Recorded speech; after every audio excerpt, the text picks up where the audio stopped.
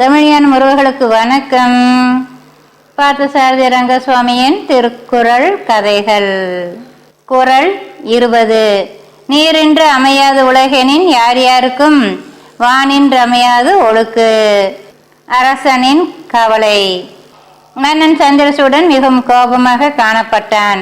அமைச்சரே, கடந்த சில மாதங்களாக நம் நாட்டில் வழிபறி, கொள்ளை, வீடு புகுந்து கொள்ளையடித்தல், அங்காடிகளில் சிறிதும் பெரிதுமாக திருட்டுக்கள் போன்ற சம்பவங்கள் அதிகரித்து விட்டனவே, இது உங்கள் கவனத்துக்கு வந்ததா? வந்தது மன்னா. நானே இது பற்றி தங்களிடம் எடுத்து கூற இருந்தேன். அதுக்குள் தாங்களே கேட்டுவிட்டீர்கள் என்றார் அமைச்சர்.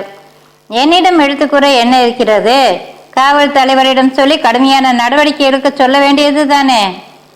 மன்னா, காவல் தலைவர் கடுமையான நடவடிக்கை எடுத்துதான் வருகிறார்.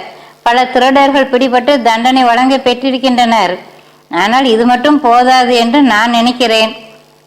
தண்டனைகளை கடுமையாக்க வேண்டும் என்கிறீர்களா? அதுக்குத்தான் உங்களுக்கு அதிகாரம் இருக்கிறதே. மன்னிக்க வேண்டும் மன்னவா, இது போன்ற குற்றங்களை புரிபவர்களுக்கு கடுமையான தண்டனை கொடுப்பதே தவறு என்று நான் நினைக்கிறேன். குற்றம் செய்பவர்களுக்கு கடுமையான தண்டனை கொடுக்கப்படாவிட்டால் குற்றங்கள் எப்படி குறையும்? பொதுவாக நீங்கள் சொல்வது சரிதான். ஆனால் இப்போது நடைபெறும் இது போன்ற குற்றங்களை வேறு விதமாக பார்க்க வேண்டும் என்பது எனது பணிவான கருத்து. வேறு எப்படி பார்க்க வேண்டும் என்கிறீர்கள்? மன்னா, கடந்த ஆண்டு நம் நாட்டில் மழை பெய்யவில்லை. பல பகுதிகளில் கடுமையான பஞ்சம் நிலவுகிறது. திருட்டுகள் சமீப காலமாக அதிகரித்திருப்பதற்கு இதுதான் காரணம். வயிற்றுக்கு இல்லாததால் தான் திருடுகிறார்கள் என்பது திருட்டை நியாயப்படுத்தி எப்போதுமே பயன்படுத்தப்படும் வாதம் தானே. திருட்டு என்பது ஒழுக்கம் தவறிய செயல் என்பது உண்மைதான். வயிற்றுக்கு இல்லாதவர்கள் எல்லோருமே திருடுவதில்லை. ஒழுக்கத்தை மதிப்பவர்கள் எந்த நிலையிலும் திருட்டு போன்ற ஒழுக்கக்கேடான செயல்களில் ஈடுபட மாட்டார்கள்.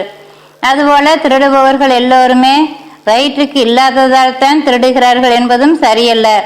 உழைக்காமல் வாழ வேண்டும் என்று நினைப்பவர்கள்தான் திருடர்களில் கணிசமான பகுதியினர்.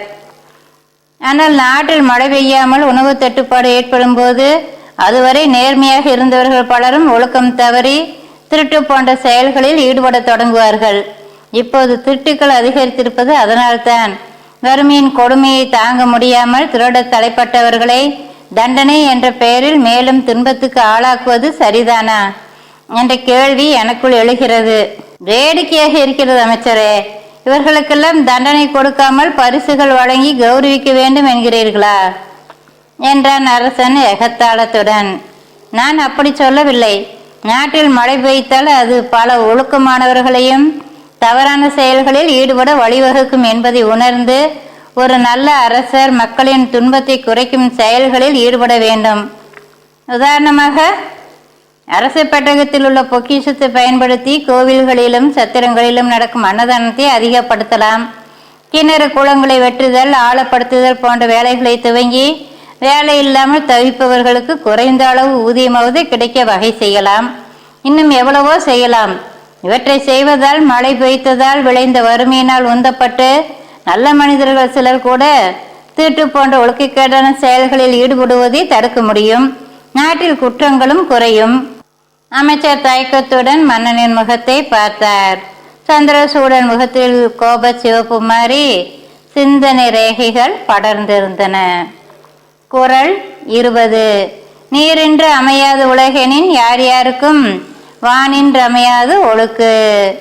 நீரின்றி உலகில் யாரும் வாழ முடியாது. மழை பெய்யாவிட்டால் ஒழுக்கம் மக்களிடம் இருக்காது. மீண்டும் சந்திப்போம். நன்றி நண்பர்களே.